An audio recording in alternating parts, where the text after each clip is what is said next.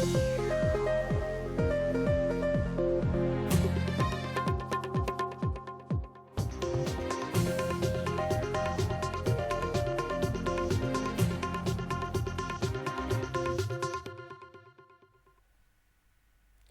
देश और दुनिया की तमाम हलचल के साथ लेकर आए आज का गुड मॉर्निंग इंडिया। मैं हूं अदिति राजपूत, मेरे साथ हैं जया कौशिक त्रिवेदी। और सबसे पहले शुरुआत विकास दुबे से करते हैं, आतंकवादी विकास दुबे, क्योंकि अब उत्तर प्रदेश पुलिस ने उसे आतंकवादी कहा है।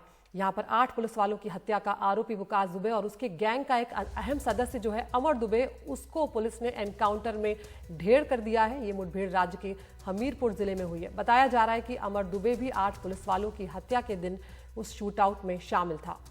विकास गैंग के जिन 15 लोगों के पोस्टर पुलिस ने निकाले थे, अमर दुबे उनमें से एक शख्स था। कमाल खान हमारे सहयोगी जुड़ गए हैं।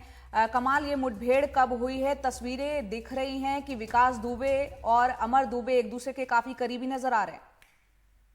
हाँ, ये उनका काफी करीबी है और वहीं का रहने वाला है। और पुलिस का कहना है कि जो 8 पुलिस वालों की हत्या हुई है उसमें ये शामिल था और ये फरार चल रहा था। पुलिस ने कल जो पोस्टर जारी किए हैं, जिन 18 लोगों के खिलाफ नामजद पुलिस ने एफआईआर की है, उन 18 लोगों में से भी ये एक है। और जब ये फरार हो गया तो पुलिस ने कल इसके पोस्टर जारी किए हैं और यूपी के सारे थानों की फोर्स को इत्तला की है कि ये जहां भी इनमें ये लोग जहां दिखे इनको फौरन पकड़ा जाए। और ऐसा पता चल रहा है कि शायद ये इनमें से कुछ लोग फरीदाबाद में किसी होटल में रुके हुए थे। एसटीएफ ने कल वहां भी रेड की थी, वहां से ये भाग गए थे। इनका कोई एक साथी शायद वहां पे भी पकड़ा गया है। इसके बारे में थोड़ी डिटेल एसटीएफ के लोग बता पाएंगे। शायद ये भी वहां था, वहां से पहले रुका हुआ था, वहां से भाग के ये कोई अरतरा गांव है वहां आया हुआ था। यहाँ पे कोई एक मजार है, मौदहा इलाका है हमीरपुर का, जिसके पास ये मुठभेड़ हुई है और ये मारा गया है। जी, बहुत शुक्रिया कमाल इस तमाम जानकारी के लिए। तो एक अहम यहाँ पे घटनाक्रम हुआ है कि एनकाउंटर में विकास दुबे गैंग का एक अहम सदस्य मारा गया है और जिन लोगों के पोस्टर रिलीज किए गए थे उसमें से अमर दुबे भी एक था।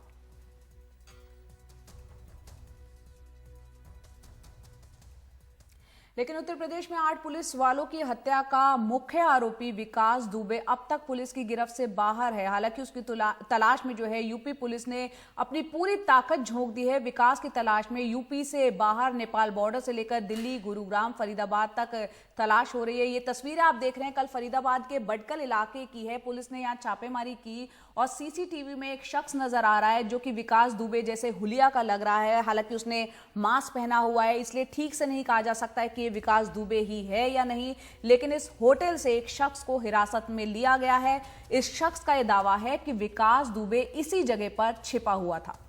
बिल्कुल। और इस बीच होटल के अंदर और बाहर का जो सीसीटीवी फुटेज है उसके मिलने के बाद से पुलिस की जो तफ्तीश है वो और आगे बढ़ती चली जा रही है। इस बीच इस कांड की जांच कर रहे एसटीएफ के डीआईजी अनंत देव का ट्रांसफर कर दिया गया है, जो अपने आप में एक बड़ी बात है। दूसरी तरफ पूरे मामले में सवालों में आए कानपुर के चौबेपुर थाने के जो सभी 68 पुलिस वाले हैं उन्हें लाइन हाजिर कर दिया गया। हम जानते हैं कि यहाँ पर बार बार ये बात निकल कर आ रही है कि पुलिस की तरफ से ही किसी ने विकास दुबे को सूचित कर दिया था कि पुलिस की जो टीम है वो दबिश देने आ रही है, जिसके बाद विकास दुबे ने पूरी तैयारी की और घात लगाकर हमला किया और 8 पुलिस वालों की हत्या कर दी।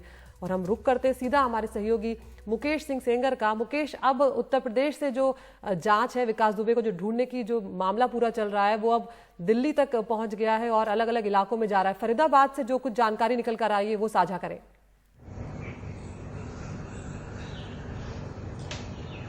देखिए, जो अभी तक जांच हुई है और जो सूत्रों से जानकारी मिली है उससे ऐसा लगता है कि विकास दुबे अपने गांव से निकलने के बाद जो पूरा गैंग था वो अलग अलग ग्रुप में बटा और फिर अलग अलग जगहों पर ये लोग भागे हैं।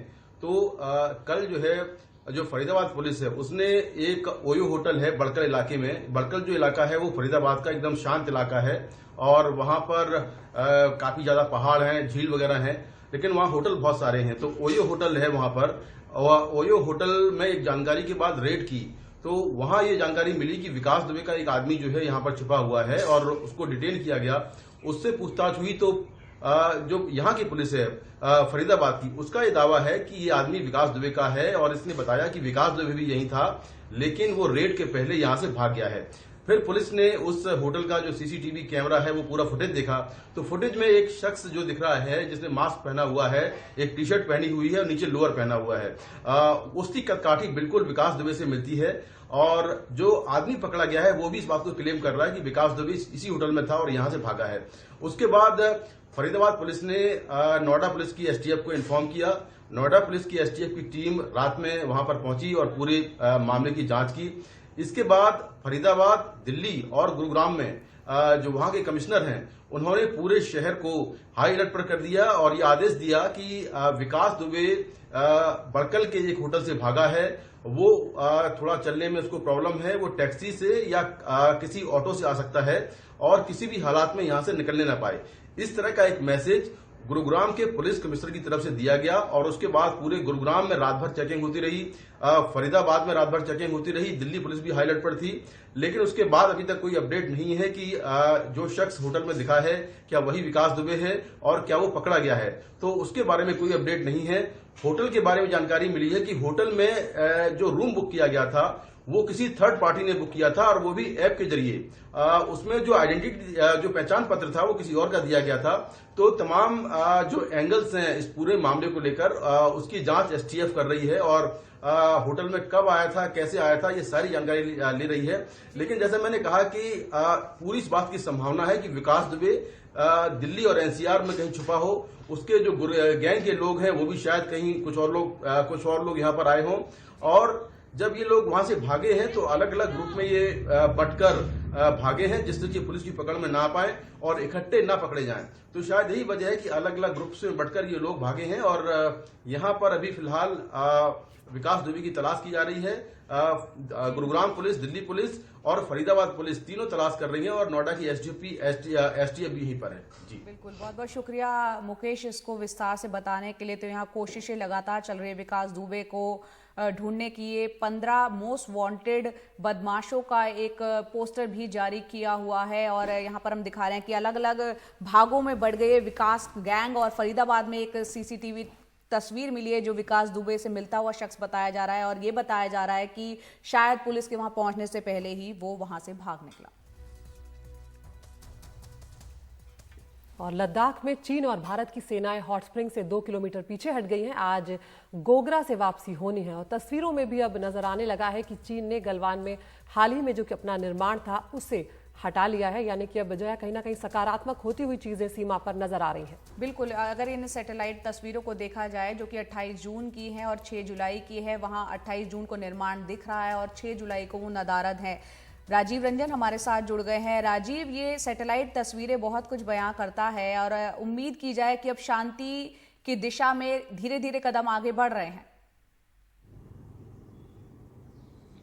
देखिए, कह सकते हैं लेकिन बहुत ज्यादा फिलहाल उम्मीद नहीं की जा सकती है। लेकिन जो सबसे बड़ा पेंच है वो अभी तक फंसा हुआ है जो पेंगोंग त्सो का इलाका है, जो जहां पर सबसे ज्यादा मतभेद वहीं पर उसी जगह पर है कि अभी भी हमारी सेना को पेट्रोलिंग करने के लिए जो है पेंगोंग त्सो का जो फिंगर 8 तक का जो इलाका है वहां तक जाने नहीं दिया जा रहा है। यानी हमारी सेना अभी फिंगर 4 तक ही है।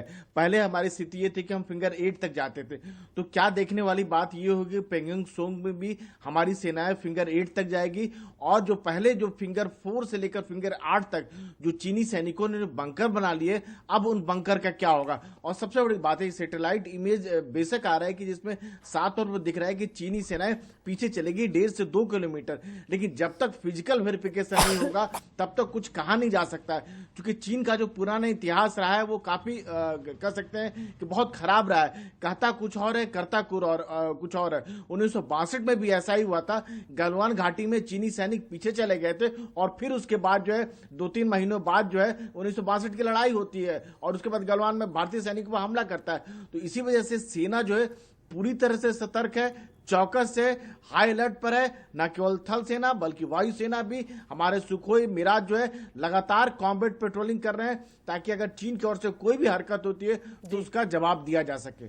बिल्कुल, तो हमारी सेनाएं पूरी तरह से यहाँ पर तैयार है, लेकिन एक राजनीतिक इच्छा शक्ति जो निकलकर यहाँ सामने आई है वो भी, उसके लिए भी बात करनी पड़ेगी। जिस तरह से अजीत डोभाल जो है उन्होंने चीन के विदेश मंत्री से बातचीत की और कहीं ना कहीं सैन्य स्तर पर जो बातचीत चल रही थी, दोनों स्तरों पर जब बातचीत हुई है तो कुछ हद तक सकारात्मक परिणाम आए हैं और दोनों देशों की सेनाएं पीछे हटी है। लेकिन अदिति, जैसा कि राजीव बता रहे हैं, हमें सतर्क रहने की इसलिए जरूरत है क्योंकि 1962 में भी यही हुआ था। गलवान में पीछे हटी थी चीनी सेनाएं, लेकिन 2-3 महीने बाद युद्ध हुआ, ये भी हम जानते हैं। कोरोना संक्रमण की सबसे ज्यादा मार झेल रहे महाराष्ट्र के लिए मुंबई के धारावी ने एक मिसाल कायम की है। शुरुआत में धारावी उन इलाकों में था जहां सबसे ज्यादा मामले आ रहे थे, लेकिन तमाम कोशिशों के बाद अब धारावी नो कोरोना जोन के बिल्कुल करीब पहुंच चुका है। इसके साथ ही आज से मुंबई में कोविड टेस्ट के लिए डॉक्टरों की प्रिस्क्रिप्शन की जरूरत नहीं होगी। बिल्कुल, हम सीधा रुख करते हैं हमारे सहयोगी सुनील सिंह का। सुनील, धारावी में चेज द वायरस जो अभियान है एक तरह से वो चलाया गया था, किस तरह से धारावी का जो मॉडल है इतना सफल हुआ है, क्या कुछ हुआ है और क्या अब उसी मॉडल को दूसरी जगहों पे किया जाएगा, क्योंकि मुंबई सबसे ज्यादा संक्रमित है महाराष्ट्र में?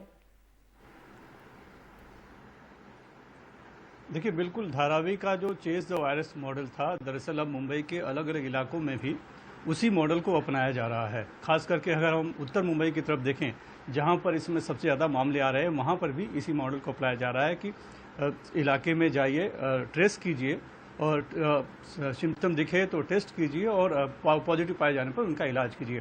तो उस तरह का है कि वो track test and track treatment, इस तरह की बात यहाँ पर है।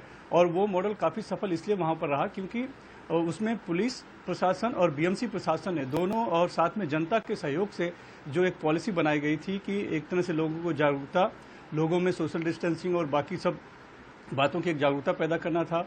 लोग और साथ ही निकलकर सामने आए, जरा भी लक्षण है तो सामने फीवर क्लिनिक में आए, अपने को दिखाएं और वहाँ पर कुछ भी अगर सिम्टम पाया जाता है, जरा भी शक है तो टेस्ट कराया जाए और बाद में उनका ट्रीटमेंट कराया जाए।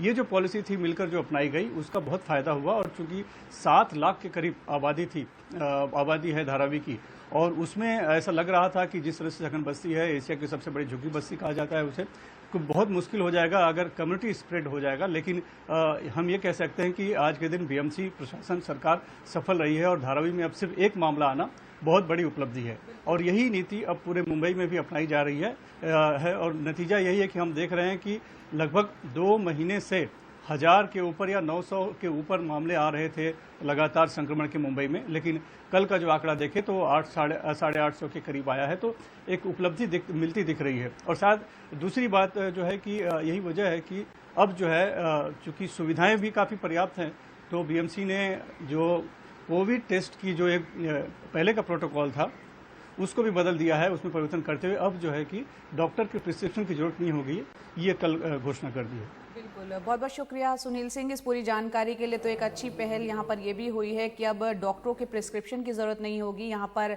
टेस्ट जो है कोविड का टेस्ट हो जाएगा बिना प्रिस्क्रिप्शन के भी। साथ ही धारावी ने एक मिसाल कायम की है। मंगलवार को सिर्फ एक नया केस वहां पर आया है। कोविड के इलाज में काम आने वाली रेमडेसिविर दवा की कालाबाजारी को लेकर एनडीटीवी इंडिया पर दिखाई गई खबर का असर हुआ है। ड्रग कंट्रोल विभाग ने इसको लेकर सभी राज्यों को एक लेटर लिखकर कालाबाजारी रोकने के लिए कदम उठाने के लिए कहा है। रुक करते हैं हमारे सहयोगी रवीश रंजन शुक्ला का। रवीश, आपकी ही खबर थी ये, पर जब मुश्किल का वक्त था किस तरह से ये कालाबाजारी हो रही थी? 5400 की दवाई को 15000 रुपए तक में बेचा जा रहा था। यानी अंदाजा लगाया जा सकता है कि वो लोग जो मजबूरी में थे उन्हें कितना ज्यादा पेमेंट इसका करना पड़ा है। जी बिल्कुल अदिति, क्योंकि ये जो दवा है ये फुटकर और रिटेल के मेडिसिन शॉप पर नहीं मिलता है। इस दवा को लेने के लिए आपको या तो हॉस्पिटल से आप ले सकते हैं या फिर उसकी प्री बुकिंग कराकर ऑनलाइन ले सकते हैं। तो अब सवाल ये उठता है कि आखिर जब ये 2 प्रोसेस से ही केवल आप ये दवा ले सकते हैं, तो आखिर कैसे रिटेल में ब्लैक मार्केट में ये दवा 5400 रुपए की दवा को 10,000 रुपए, 15,000 रुपए, 16,000 रुपए में लोग बेच रहे हैं। हमारे एक मीडिया के साथी को खुद जरूरत थी। हम लोगों ने जब इस दवा को खोजने की शुरुआत की, तब पता चला कि इस दवा की बड़े पैमाने पर ब्लैक मार्केटिंग की जा रही है। अब आप सोचिए कि दिल्ली के किसी भी सरकारी हॉस्पिटल के पास में रेमडेसिविर जो दवा है वो किसी ने भी प्रोक्योर नहीं किया है। और यही वजह है कि जब सरकारी हॉस्पिटल में जिन लोगों के परिजन कोरोना संक्रमित से बीमार होते हैं, अगर वो लोग लिखते हैं ये दवा और डॉक्टर अगर दवा लिखते हैं तो उन परिजनों के लिए ये दवा खोजना आसान नहीं रहता है। और अगर उन लोगों ने ये दवा खोज भी लिया तो उसकी एक डोज आप सोचिए कि अगर आपको 15,000 रुपए 20,000 रुपए में मिल रही हो तो फिर उस परिवार पर क्या गुजरेगी। और ये हालात सिर्फ दिल्ली के नहीं हैं। अब आप सोचिए राजधानी में अगर इस तरीके की ब्लैक मार्केटिंग इस दवा की हो रही है तो दूर दराज के इलाकों की स्थिति का अंदाजा आप सहज लगा सकती है। मुंबई से भी हमें तमाम सारी शिकायतें मिली हैं कि मुंबई में भी इस दवा की कालेबाजारी बड़े पैमाने पर हो रही है। कंपनी का ये कहना है कि ये जो न्यूज है उसके चलते वो डिमोरलाइज हो रहे हैं, क्योंकि कंपनी जो है वो यही दो प्रोसेस को फॉलो कर रही है कि लोगों को केवल ऑनलाइन और हॉस्पिटल को ये सुविधा मुहैया करवा रही है। तो आखिर ये रिटेल मार्केट में कैसे ये दवा पहुंची, इस सवाल का जवाब कंपनी के पास नहीं है। जी रवीश, बहुत बहुत शुक्रिया इस पूरी जानकारी के लिए। तो एनडीटीवी की खबर का असर ये जरूर हुआ है कि अब ड्रग कंट्रोलर ने तमाम राज्यों को कहा है कि इसकी कालाबाजारी पर रोक लगाई जाए। 5400 की कीमत वाली दवा रेमडेसिविर जो है वो 10 से 15,000 में बिक रही थी। बड़े पैमाने पर ये कालाबाजारी चल रही थी और अब सरकार ने यहाँ पर साफ तौर पर कह दिया कि एमआरपी से ज्यादा पर ये दवाई ना बेची जाए। तो अब ये 5,400 में ही मिलेगी। कोरोना संक्रमण के बढ़ते खतरे को देखते हुए पूरे देश में स्कूल्स बंद हैं। बदले हुए माहौल को देखते हुए अब सरकार ने सीबीएसई के सिलेबस को 30% तक घटाने का ऐलान किया है। लेकिन सीबीएसई ने जो सिलेबस में से जो हिस्सा हटाया है उस पर अब कहीं ना कहीं सवाल खड़े हो रहे हैं, जिसमें संघीय ढांचा, नागरिकता, राष्ट्रवाद और धर्मनिरपेक्षता जैसे जो अध्याय हैं उन्हें यहाँ पर हटा दिया गया है। भले ही अभी इस बात पर साफ नहीं है कि ये हमेशा के लिए हटाया गया है या फिर इस साल के लिए जब नया जो एक सेशन शुरू हो रहा है 1 साल के लिए हटाया गया, लेकिन ये कहीं ना कहीं सवाल खड़े कर रहा है कि जो हमारे देश का संघीय ढांचा है उसे समझने का जब वक्त है तब बच्चे उससे वंचित रह जाएंगे। हिमांशु शेखर मिश्रा हमारे साथ जुड़ गए हैं। हिमांशु, यहाँ पर जो चैप्टर्स हटाए गए हैं, पॉलिटिकल साइंस हो या इकोनॉमिक्स की बात करें या सोशल साइंस की बात करें, यहाँ धर्मनिरपेक्षता, लोकतांत्रिक अधिकारों की बात करें, नागरिकता, जातिवाद है और साथ ही पड़ोसी देशों के प्रति हमारी जो विदेश नीति है, पाकिस्तान है, म्यांमार है, बांग्लादेश है, ये तमाम चैप्टर्स जो है काफी अहम है। वो अहम इसलिए भी हो जाते हैं क्योंकि बच्चे जो छात्र हैं वो देश की नींव माने जाते हैं, आगे जाके ये ही वोटर्स बनेंगे। इन चैप्टर्स को हटा देने के लिए आप ये बताइए कि फौरी तौर पे हटाया है या क्या है, क्योंकि इन चैप्टर्स को हटाना यानी इन छात्रों को अपनी जिम्मेदारी और जो आगे जाके एक जिम्मेदार नागरिक बनते हैं उससे वंचित करना हो जाएगा। जी निश्चित तौर पर यह सवाल उठ रहा है और एक पैटर्न दिखता है। मैं तो स्टडी करने की कोशिश कर रहा था कि ये जो पूरा एक पैटर्न एक बहुत बड़े स्तर पर रिडक्शन किया गया है across board 9th, 10th, 11th और 12th में। इसमें सबसे ज्यादा जो बदलाव है, महत्वपूर्ण बदलाव अगर आप देखें तो वो पॉलिटिकल साइंस की किताबों में है और एक पैटर्न दिखता है। देखिए 9th स्टैंडर्ड में डेमोक्रेटिक राइट्स पर जो चैप्टर है उसको डिलीट कर दिया गया, यानी किसी भी लोकतंत्र में जो नागरिकों के पास अधिकार होते हैं उसके बारे में जो एक चैप्टर था क्लास 9th की किताब में उसको डिलीट कर दिया गया। क्लास 10th की किताब में डेमोक्रेसी एंड डाइवर्सिटी, यानी जो एक डाइवर्सिटी बहुत जरूरी होती है किसी भी लोकतंत्र में, उस चैप्टर को हटा दिया गया है। इसमें लिखा गया है gender and religious and caste से रिलेटेड जो चैप्टर था उसको भी हटा दिया गया है। पॉपुलर स्ट्रगल्स एंड मूवमेंट्स, जो सामाजिक न्याय के लिए जो मूवमेंट्स होती हैं उन पर एक चैप्टर था उसको भी डिलीट किया गया है। और चैलेंजेस टू डेमोक्रेसी, यानी लोकतंत्र को किस तरह की चुनौतियों से जूझना पड़ रहा है, उस चैप्टर को क्लास 10th की हटा दिया गया है। अब आप क्लास 11 देखिए, federalism completely deleted. Local governments क्यों जरूरी है, why do we need local governments, इस सेक्शन को हटा दिया गया है। Growth of local governments in India, स्थानीय स्तर पर जो एक बड़ा बदलाव हुआ था, प्रशासनिक बदलाव, उस चैप्टर को हटा दिया गया है। सिटीजनशिप पर, नागरिकता पर जो चैप्टर था उसको डिलीट किया गया है। मैं क्लास 11th की बात कर रहा हूँ। नेशनलिज्म, राष्ट्रीयता पे जो चैप्टर था क्लास 11th में उसको डिलीट कर दिया गया है। सेकुलरिज्म पर जो चैप्टर था क्लास 11th में उसको डिलीट किया गया है। और अगर आप क्लास 12th में आए तो जैसा आप जिक्र कर रहे थे, भारत के जो संबंध है पाकिस्तान, बांग्लादेश, नेपाल, उसको डिलीट किया गया है। और सोशल मूवमेंट्स पर एक चैप्टर था पॉलिटिकल साइंस की, इसको भी रिमूव किया गया है।